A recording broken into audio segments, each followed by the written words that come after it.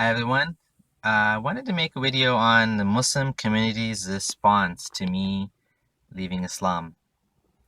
Well, I wanted to say, first of all, here in Canada, I live in a pretty big city, pretty multicultural place, and overall, I have to say that the Muslim community has responded primarily with, first of all, sadness. Second of all, second reaction might be anger. And the third reaction, yeah, that's basically it. So sometimes people, message me and they say, be safe. And I have to tell them that, you know what, like I am safe. Like I'm in where I live in Canada, Muslim community, nobody wants to hurt me, nobody wants to kill me, none of that stuff. This is what happened. When I left Islam 1 year ago, I did it very publicly. I started posting things on Facebook, and first of all, people were like, "What? Like, are you having some doubts? And you should go talk to a sheikh, and you shouldn't post these things because you're gonna confuse people." And I was like, no, I feel like these things make sense to me. I'm not trying to clarify. I'm sharing. These are the points that I'm seeing that make sense to me, and you're welcome to discuss with me if you don't agree. But I'm not trying to clarify my doubts, so to speak. Like I'm not posting on Facebook in order to receive group therapy, why it's, but I don't mind discussing, like I'm open to discussion. But I felt confident that the things I was posting were correct. At one point, I had a friend message me and say he almost became atheist himself. He was a Muslim guy and he wanted to discuss with me. A nice guy. So at that point, I actually deleted all my posts that I had online because I'm like, hey, maybe he knows something that I don't know, I didn't think about, and I don't want to confuse people. So I deleted everything. And we met and we discussed for a long time, and I understood that based on a long discussion, 5 hour talk we had together, that he decided to be Muslim because the things he wasn't able to explain or reconcile, he put them aside, and he said, I'm just gonna believe, I'm gonna put these aside, I'm gonna believe. And basically Pascal's wager, I don't want to risk it, just in case. If I'm wrong, I don't want to go to hell forever. And my perspective is there's no need for Pascal's wager. We can find out right now what makes sense, what is correct. Is Islam true? Is Christianity true? Is nothing true? We can find out. We can investigate. We can come to a good conclusion right now. And I don't think that there's any point living in doubt. Like a lot of people I know, either Muslim or ex-Muslim, a lot of them are very confused and they don't bother looking into it. They just stay with the doubts, or they feel like I don't really understand this, but I'm just gonna ignore it and just leave it in the back of my mind. And I've even once met a guy that told me he's kind of like atheist, kind of Muslim for like a couple of years now, and I don't understand why, these people don't look into it and research and read. And the solution for doubt is knowledge. So do the research, try to find out for yourself what makes sense, and you'll find the more you read, one side will become more clear to you, and you'll get to the point where I am now, where it's like almost impossible that Islam is true. I just cannot imagine in any way whatsoever. And when people want to, discuss these like scientific miracles, and it's just like, okay, so there's something in the Quran that's like maybe, correct. Does that mean the whole thing is true? Like, it's just so many holes from my perspective that I don't really see the point of, going back to these small points. But when you're in the middle, you're like, you get really confused. Even some people leave Islam and then like, oh no, actually, I understand that Adam and Eve make sense because, maybe they had twins and the two twins had, children. It's like, these strange explanations to make sense out of something that doesn't make sense. And then they're like, okay, maybe I can be Muslim again. But I'm so past that. Anyways, I'm kind of going off topic. I wanted to talk about the Muslim community.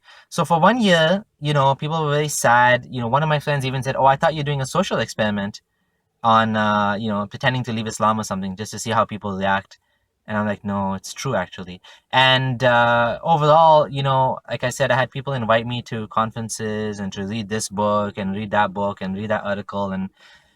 And what I found is that for the most part, the vast majority of people, well, they're just like they don't want to get involved, and they'll just act like nothing happened, and it's kind of awkward. Like, I even went camping with a bunch of Muslims after I left Islam. I'd booked it beforehand, And most of them were like acting like nothing happened, but it was like they know I'm not Muslim, and it's just like, it's a pink elephant in the room, like nobody's talking about it. It's like almost the same experience like if someone died in your family, or your mom got cancer or something, God forbid, and they don't know what to say. They just act like normal.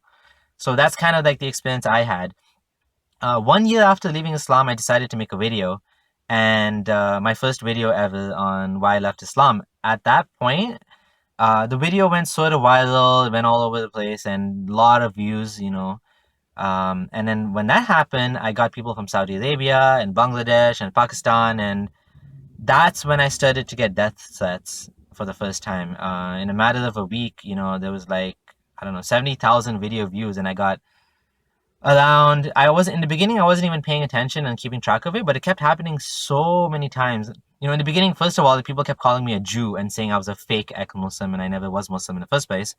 Then once they got past that, when they realized, okay, this guy was actually Muslim, then they started saying, a lot of people started saying I should be killed or I deserve to die. Not necessarily death threats, but kind of like, you deserve to die because you're not Muslim and you're speaking against Islam. So just to clarify, for 1 year, no death threats. I was constantly discussing on Facebook, and then I even made a blog because I kept discussing the same things over and over again. So I said, hey, let me make a blog. That way, I can just refer people to just see the blog.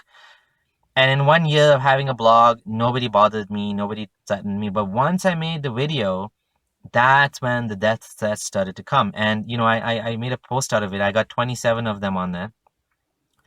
And I didn't even, like I said, I missed a bunch of them too. And they're not all death threats. Some of them are just like, you deserve to die, which is kind of like in a passive aggressive way. If somebody kills you, it would be okay because you don't deserve to live. And then other people said, well, you're in a non-Muslim country. If you're in a Muslim country, you deserve to die. And, some people even went further than that and said, I'm going to come to Canada and kill you. Like, one Egyptian guy said that. So it's not that leaving Islam can be pretty safe, but if you criticize Islam, then you're putting your life in your hand. And the thing is, leaving Islam is a very difficult thing to do because usually your family will, either abandon you or kick you out. If you're in the closet, as the vast majority of my ex-Muslim friends are in the closet, and you are living at home, don't tell your family. If you're married and you're an adult, be very careful telling your spouse. Think about it carefully. You may not want to tell them, actually. You may want to just, test the waters, and you may not want to break up your family over this. Okay? So my advice to people, don't come out unless you're confident that you can live with the consequences of what happens. If you're living with your family members, your parents are paying for your university education, or you're staying with them or whatever, I don't recommend you tell them. Keep it to yourself. It's better for you until you're living on your own and you're responsible for yourself and you're working. Then you can tell people. After I left Islam, one of the biggest shocks I had was how few people actually agreed with the points I was making, which is fine. I mean, I wanted dialogue and I got dialogue. But what I did find is some people did agree with me, but they were scared to say it in public because of the way the Muslim community is.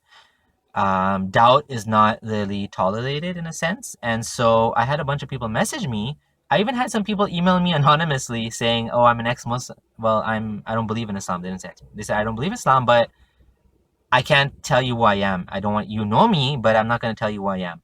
So, I had a few like that. And I had a few people actually call me and talk to me and discuss. And I've made a few friends that are actually ex-Muslim as well, living in my community that are in the closet.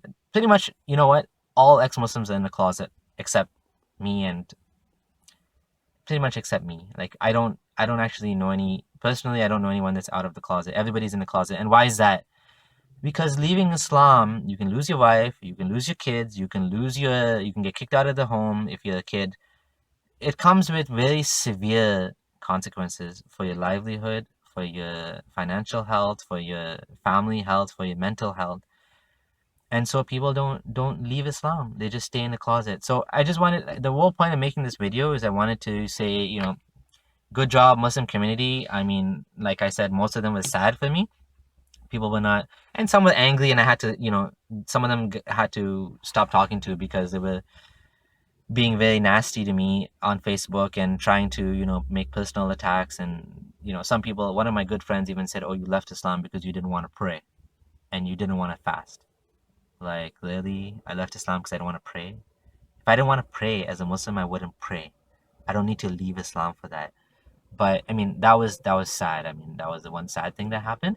A few of my family members were crying. It was so sad. I'm gonna go to hell. Obviously, I don't think there's any such thing as hell. It's just made up, right?